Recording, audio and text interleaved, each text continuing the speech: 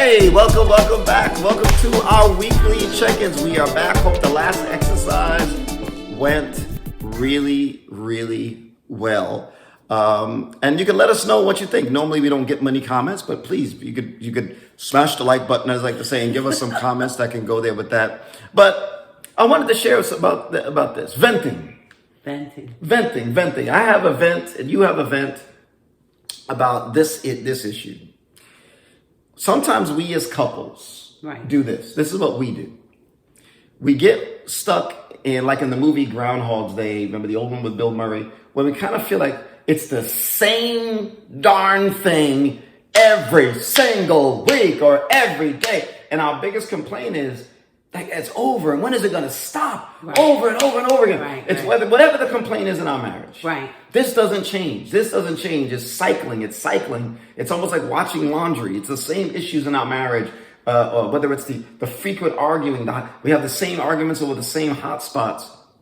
Our sex life, it's the same. Oh man, nothing. And we go through this, it's the same thing. It's like that little hamster wheel that keeps going We're on a hamster wheel issues inside of our marriage. And it's not just marriage. It's anything that there's a big difference between, life is one thing after the other. Right? Because that's life, right? Things happen. Cars break, pipes freeze, we blow it. We say something really... Things happen. We say something really crazy that we shouldn't say. And so that's normal.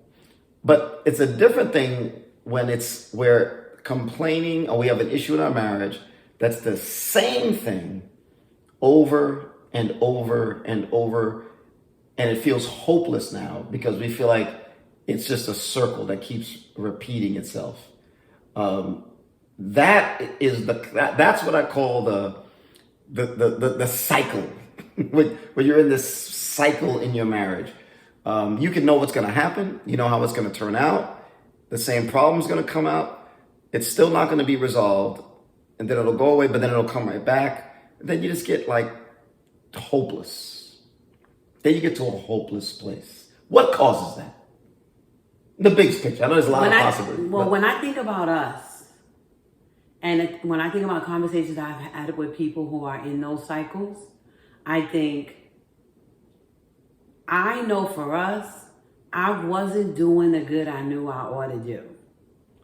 Like, some things are going to come up and you just can't predict them. But some things are, I just didn't buckle down and discipline myself to do the good I know I ought to do. Somebody might have 5 P's, for example, 1 hour a week. I'm too busy to get it done. The State of the Union meeting. I act like I'm so busy, I don't have time to get it done. And then I'm mad that we're hitting bumps over and over. We're arguing over our schedule, or we're arguing over, I don't feel appreciated. Or I'm holding stuff in, holding it, and then I explode. Because you let it accumulate week after week after week. Whereas if I was just sitting down and doing the protests a week, I wouldn't build up. I would be talking. I would be working it through. We would be trying. So I just feel like you can't get so busy that you don't have time to build the foundation and invest. And then it's like that scripture that says, it's like the person that looks in the mirror and then walks away and forgets what you look like. It's like, you know what to do, but you're neglecting your marriage. And then I feel bad because when I'm talking to them, I feel like I'm trying to convince you to love somebody that you say till death do us part. It's just, and I know I felt that way too. Like, why is somebody begging me to spend time with Antoine? Why are they begging me to, treat him nice? I feel bad about that. Yeah. Well, look, I want to give you an encouragement. Are you investing in the past 3 weeks since the new year has started? Have you been investing in your marriage in terms of time? Investing. I always like to say the 3 T's. Actually, these 3 T's were used to describe how Jesus did life, how he did ministry. Time, touch, and talk. For example, in the past 3 weeks, have you had enjoyable date nights with your spouse or afternoons, whatever you do. In the past 3 weeks, have you sat down and had one State of the Union, or as we like to call it, 5 Ps check-in with your spouse? In the past 3 weeks, have you made time to go over a complaint without attacking your spouse's character and try and get to a yes by dialoguing or solving a problem that may have been coming up and you tried it? Or just as simple as this, in the past 3 weeks, have you read a great book about marriage? Have you gone in your house of worship or gotten some influence or some advice about your marriage with somebody?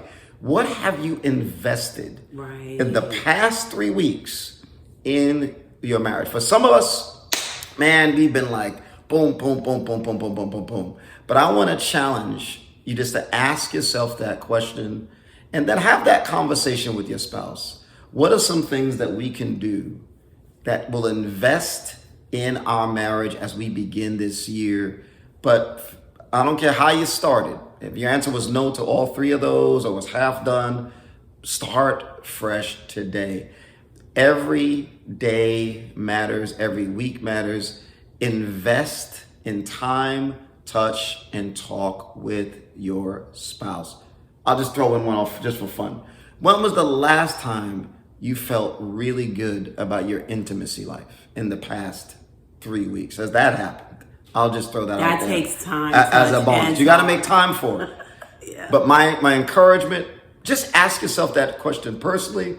Have a discussion with your spouse about it. Choose one thing you want to invest on a weekly basis, not a one-shot deal, on a weekly basis to improve your marriage. Please look at the other videos. Ton of ideas that we throw out. We'll keep throwing out ideas based on your suggestions.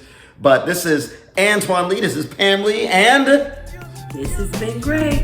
this has been great.